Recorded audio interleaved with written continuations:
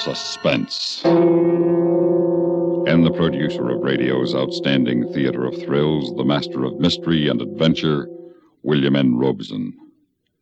In spite of the sometimes discouraging evidence to the contrary, crime really doesn't pay.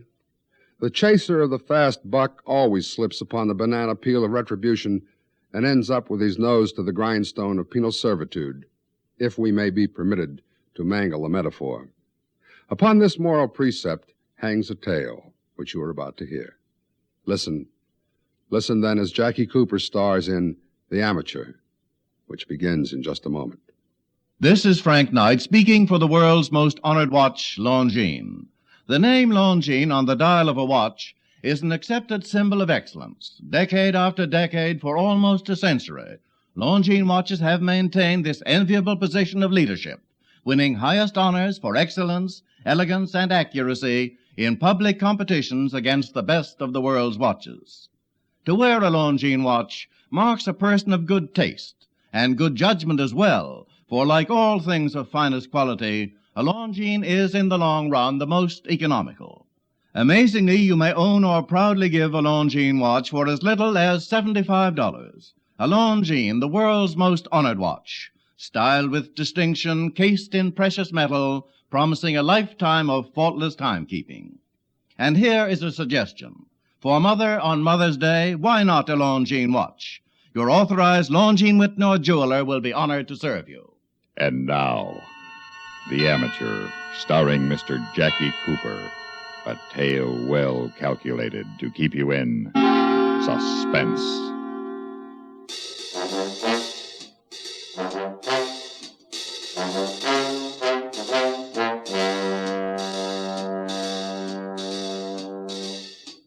You see, me and Boots always been buddies, right, Boots? Right, Jerry. And, we're always looking for an easy way to a fast buck, so when this here thing happens, well, we ain't exactly amateurs, So it gives us the idea. It happened last Tuesday night. Me and Boots had been down a pool hall shooting a few, and along about 11 o'clock, we catch the bus uptown. Boots lives about 10 blocks north of me, so I'm hopping off the bus before him. I'll see you, Boots. Right. Take it easy, Jerry. Hey, call you tomorrow. Right. It's about a half a block from the bus stop to my castle. Nothing but a basement apartment in one of them brownstone buildings, you understand. But it's my castle. Well, I'm almost to my steps when I see this here guy come running along the other side of the street.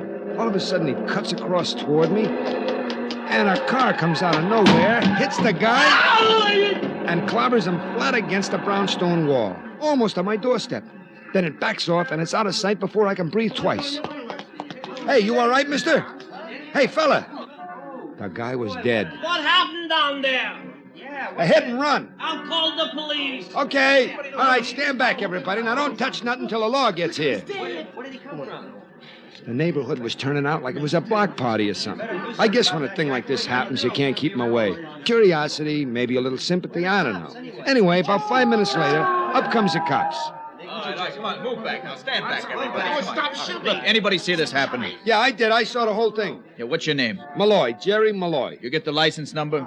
No. Well, I seen this guy running down the street, and then he cuts across like he was trying to get to me or something, and his car comes along and pow. Know what kind of a car it was? Oh, a big one, a caddy maybe? You get a look at the driver. No. And you don't know whether it was a man or a woman? Well, he goes on asking questions, and the more he asks, the less I seem to know about it. The photographs from one of the dailies arrive, and it's flashing all over the place. They even take my picture. Why, I don't know. But finally, the wagon takes the poor guy away, and the neighborhood goes back to bed. I take off, too, and I go down the steps to the castle, when right in front of my door, my foot hits something. There, lying at my feet, is this here license plate, see? Kind of beat up like. I pick it up, and sure enough, there's blood on it.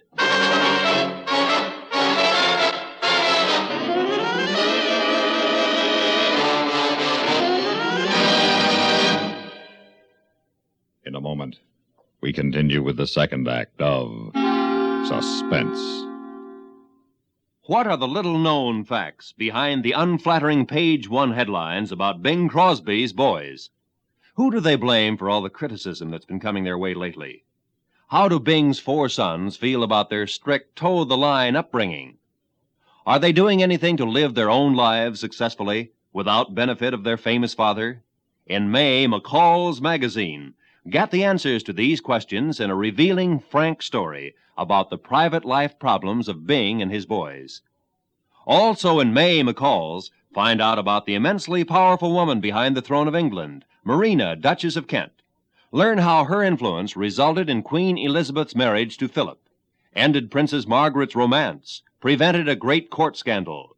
Get exciting May McCall's on all newsstands now.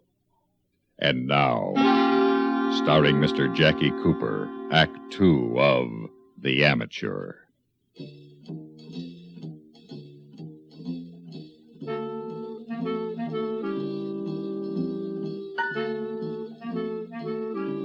Well, there's no doubt in my mind that this here plate bounced off that car that clobbered the poor guy on the street.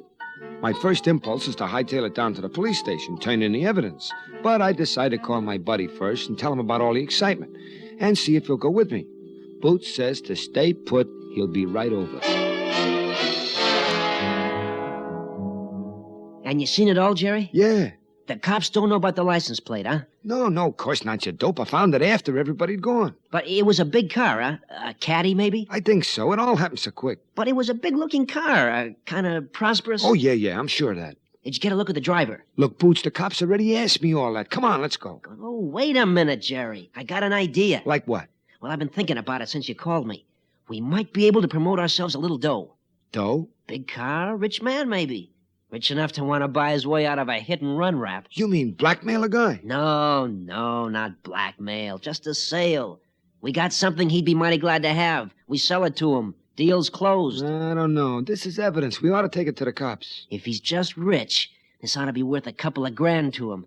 If he's important, maybe 10. It's blood money in a way, kind of. But if he's important and rich, who knows? We might be set to spend the winter in Florida, Jerry. Get us a couple of dolls. But, Boots, listen. Then we'll spend the summer in Europe. Them French babes. Ooh la la.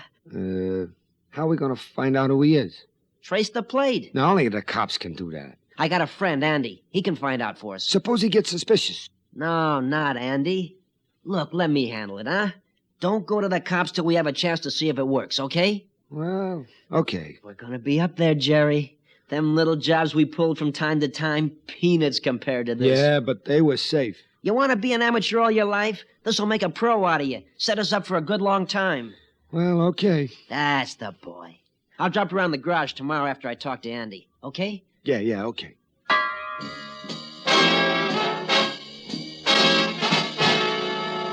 Morning comes, and I take off for work at the garage on 85th Street. I'm on my way to the bus when I pass the newsstand at the corner, and there I am, staring right back at myself from the morning papers, right on the front page, my picture. I buy a couple of papers and hop the bus downtown. I'm shaking with excitement. Me on the front page. There's the story about the guy being clobbered in front of my place. Unidentified victim, the paper says. But they got me pictured for being the eyewitness. First to arrive on that scene, it says. And then it goes on about me seeing it and where I live, and where I work and all. I don't even remember telling them all that.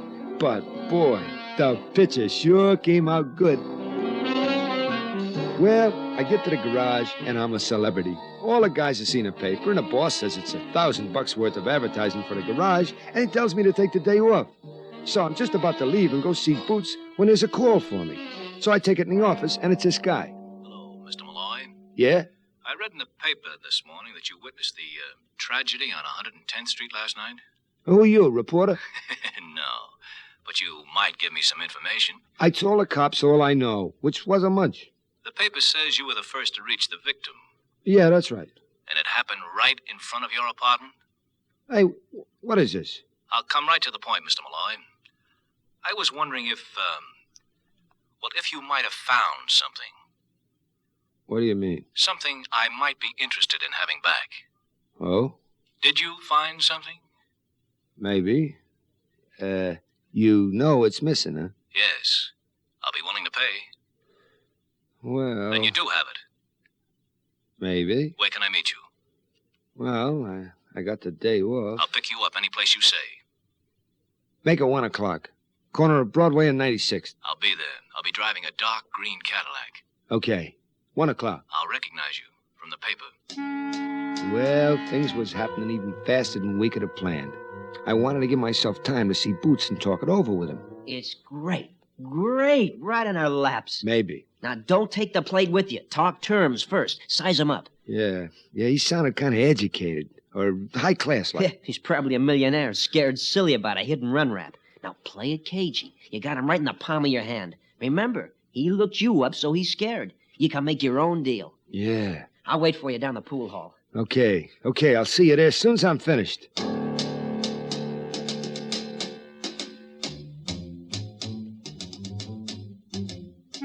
At 1:45, I'm waiting on a corner of 96th and Broadway. About 5 minutes to 1, a big green caddy drives around a corner and goes on down Broadway. Now, I'm wondering if that can be the guy when, sure enough, comes around a block again, stops, and a well-dressed guy at the wheel opens the door. Mr. Malloy? Yeah. Get in. I wanted to be sure it was you before I stopped. It's me. What's your name? Edward Keller. We'll take Riverside Drive. The traffic's light, and I prefer to keep my mind on business rather than traffic. Okay by me.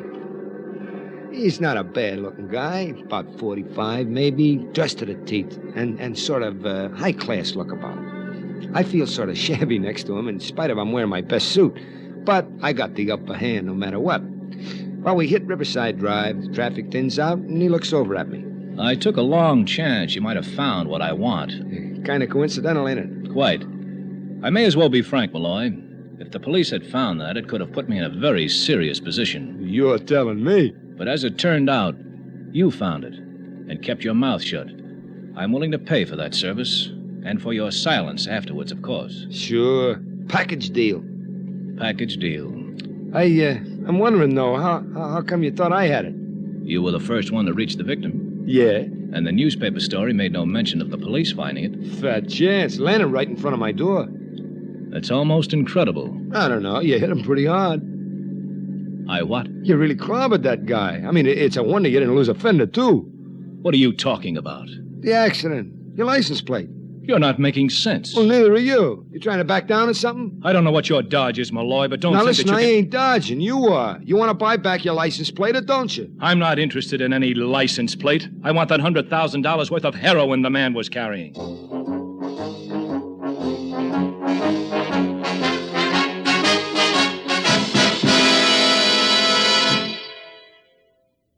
In a moment, we continue with the third act of Suspense. Sociable, up-to-date, debonair. What's this, a new word game? No, I'm just mentioning the qualities that people admire in other people. Oh, I see. If you're sociable, up-to-date, and what was that other word, debonair? Yes, debonair. But listen to it this way.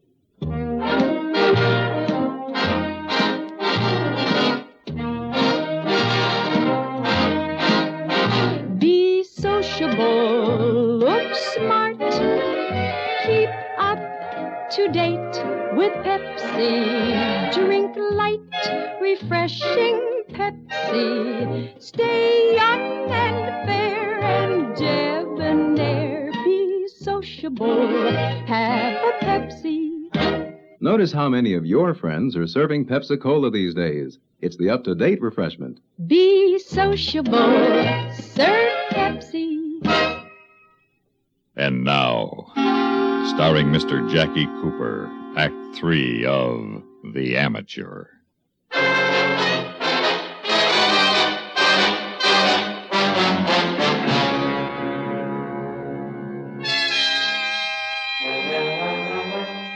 Well, I'm sitting there like I'm turned to stone or something. Heroin. This caper was getting too hot for me. He pulls up to the curb and stops the car. All right, Malloy, we can cut out the cat and mouse routine. Now, wait a minute. You mean to tell me you ain't the guy driving that car last night? I'll ask the questions. But I thought I'm not were... interested in what you thought. I want that packet. Will you listen to me for a minute? I don't know nothing about no H or packet or nothing. Malloy, the man who was killed was purchasing that heroin for me. He was carrying it when he was run down. This I know nothing about. The police didn't report finding anything on him, and you know as well as I they would have. Now it adds up, doesn't it? No heroin on Jackie. You the first to reach him. I didn't touch the guy, I swear. You led me to believe on the phone you had it. On my mother's grave, I don't know nothing about it. I found a license plate, a beat-up plate I figured came from the car that hit him. I thought you was the driver and wanted to get the plate back to save your skin from a hit-and-run rap. That's quite a story. Look, if I had this stuff, don't you think I'd be bargaining with you right this minute? Would I be making up a story about a license plate? Wouldn't I be naming my price for the stuff? Huh? Wouldn't I? Well, maybe you would at that. Now you're looking at the situation from the right angle. If the police didn't find the stuff, and if you're telling the truth, it means Jackie wasn't carrying it. Sure, that's it. And if he wasn't carrying it, he never got it. Well, I got an appointment, I just remembered. I'll catch the subway downtown. Sit still. No, I can get back, okay? You'll get back when I'm ready to take you.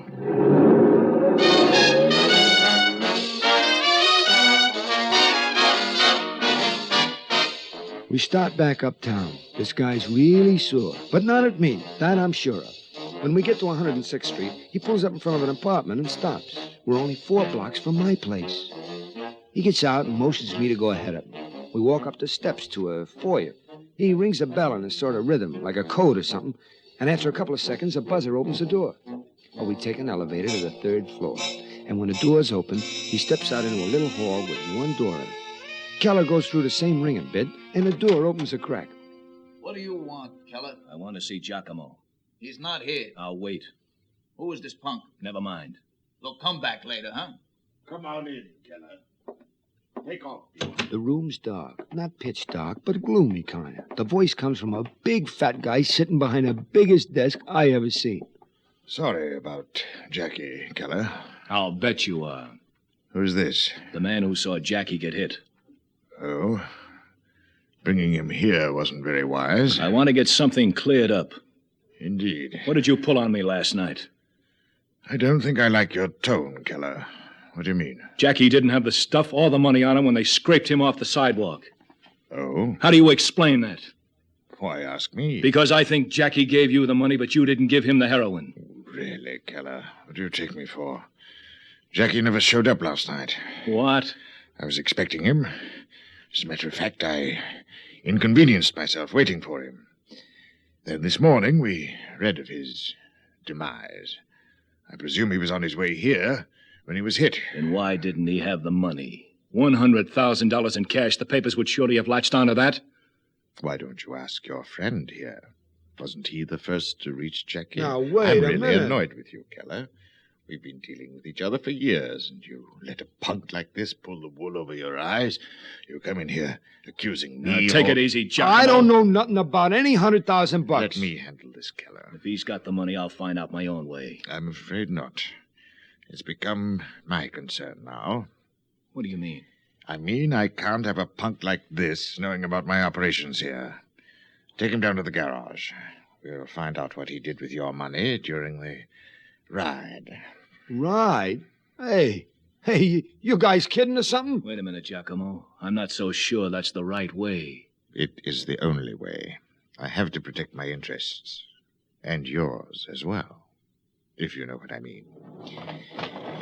Use this private elevator. I'll meet you in the garage. All right, Giacomo. But if anything happens before I get that money... You have nothing to worry about, Keller. Nothing at all. Get going. Well, I don't mind saying now, I was scared out of my Sunday pants. I didn't have to ask any more questions to know what these birds were up to. These were the real pros. And I knew this Giacomo guy was playing for keeps. Well, the elevator glides to a stop, and out we get. The doors close, and it goes back up again. I see we're in a small garage with 2 big jobs parked facing the doors. And then it hits me. I'm seeing a familiar-looking license plate on the rear of the black caddy. Maybe this is my chance. Over there, Malloy, and keep quiet. Now, Keller, you got to listen to me. Shut up. Now, listen. That's the car. The black cad there on the left. That's the one. The one what? That's the car I seen run down that pal of yours. What? Believe me, I know that license number. And I'll give you 10 to 1 odd the front plate's gone. You see, it ain't there. Because at this minute, it's behind the bottom drawer of my dresser.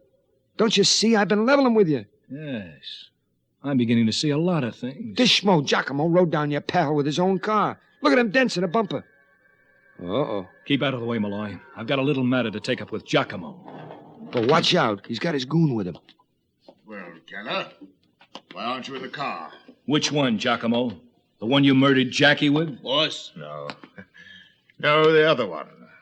Or perhaps you'd like to run for it, as Jackie did. Oh, no, Giacomo. You can take the punks for rides and squash the flunkies on the sidewalk, but you don't push me over. I am eliminating my middleman, Keller. You're eliminating nothing. I want that 100,000. You won't be needing it. What are you... I've decided not to sell to you anymore. And the nature of our business makes a permanent termination necessary. I think you know what I mean. You fat pig. Get in that car. You fat rat, you miserable... Then all three of them were in a heap on the floor, and I was in the caddy starting the motor. I stepped on the gas, and I went through them garage doors like a dog through a hoop. And then... Well, you guessed it. I run smack into a police car. And I'm never so glad to see cops in all my life. Well, they go in and clean up Giacomo and his playmates. But if you don't think I had some explaining to do, they had me tied up with them ghouls. So I have to get them to take me home where I give them the license plate and tell them the whole story. I get a hold of Boots, and like the buddy he is, he backs me up. But we have to spill the whole thing to the cops to get ourselves out of being connected with the dope pushers. Right, Boots? Right, Jerry. So, they're holding us for intent to blackmail, withholding evidence, and I don't know what all. But the mouthpiece says we'll probably get off easy since we made a clean breast of it and helped catch them harpies. Hey, by the way, Mac, what are you in for?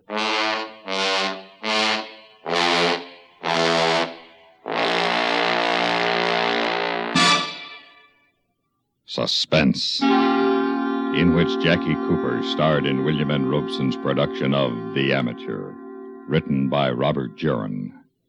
In a moment, the names of our supporting players and a word about next week's story of Suspense. A young lady by the name of Scheherazade kept her audience of one enthralled for 1,001 nights with one of the longest stories in history. That's a long time to devote to one chronicle, but some of CBS Radio's winning 7 weekday dramas have put that record in the shade, entertaining audiences in the millions with many times 1,001 days of continuing dramatic serials. Each weekday on the CBS Radio Network, there's a wealth of daytime drama, including such outstanding serials as The Romance of Helen Trent, The Couple Next Door, Ma Perkins, Whispering Streets, The Right to Happiness, The Second Mrs. Burton, and Young Dr. Malone. Monday through Friday, follow these absorbing, true-to-life stories. Only CBS Radio brings you the winning 7 combination of top daytime dramas. Another important reason for the different sound of this CBS radio station. Supporting Jackie Cooper in The Amateur were Tommy Cook, Peter Leeds, Barry Kroeger, and Norm Alden. Listen. Listen again next week, when we return with Ida Lupino and Howard Duff, starring in On a Country Road. Another tale well calculated to keep you in suspense.